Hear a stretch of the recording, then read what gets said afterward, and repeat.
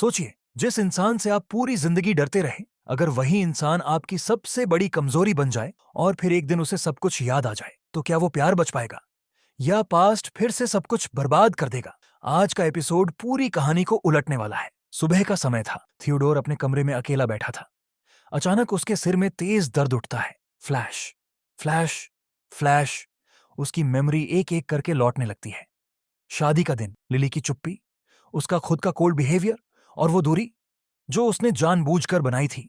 Theodore जमीन पर बैठ जाता है। तो मैं ऐसा था? ये एहसास उसे अंदर तक हिला देता है। उधर लिली थियोडोर में बदलाव महसूस कर लेती है।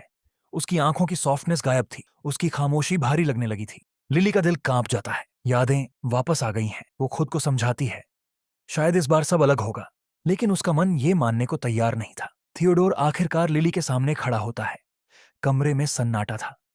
थियोडोर धीमे स्वर में कहता है, मुझे सब याद आ गया है। लिली पीछे हट जाती है। उसकी आंखें भर आती हैं। थियोडोर आगे बढ़ता है, लेकिन खुद को रोक लेता है। और मुझे ये भी याद है कि मैंने तुम्हें कितना हर्ट किया। ये सुनते ही लिली टूट जाती है। लिली की सारी भावनाएं एक साथ बाहर आ जाती हैं। तुम जानते हो मैं हर दिन किस डर में जीती थी? जब तुम मेमोरी के बिना मुझसे अच्छा बिहेव कर रहे थे, वो खुशी नहीं थी। वो रिमाइंडर था कि असली तुम कैसे थे। उसकी आवाज कांप रही थी, लेकिन शब्द सच्चे थे।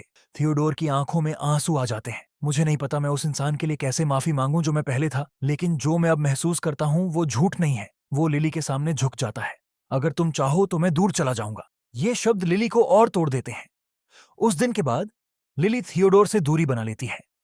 वो महल में होती है, लेकिन उसके आसपास नहीं। थियोडोर उसे देखता है, लेकिन बुलाता नहीं, क्योंकि अब वो जान चुका था प्यार का मतलब हक नहीं होता। लिली भी बदल रही थी। वो अब रोती नहीं थी, लेकिन दर्द अभी भी था। उसने खुद से कहा, मैं हर डर के साथ नहीं जी सकती।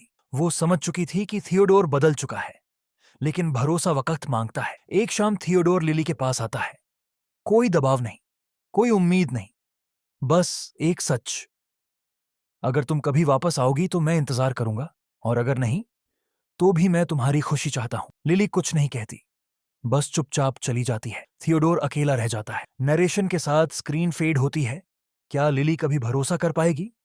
क्या पास्ट को माफ किया जा सकता है, या ये रिश्ता यहीं खत्म हो जाएगा? अगर आप चाहते हैं नेक्स्ट पार्ट जहां लिली अपना फैसला लेगी, तो ओटाकू एपीफाई को सब्सक्राइब करें, वीडियो को लाइक करें और कमेंट में जरूर लिखें नेक्स्ट पार्ट। आपका एक कमेंट इस कहानी को आगे बढ़ा सकता है।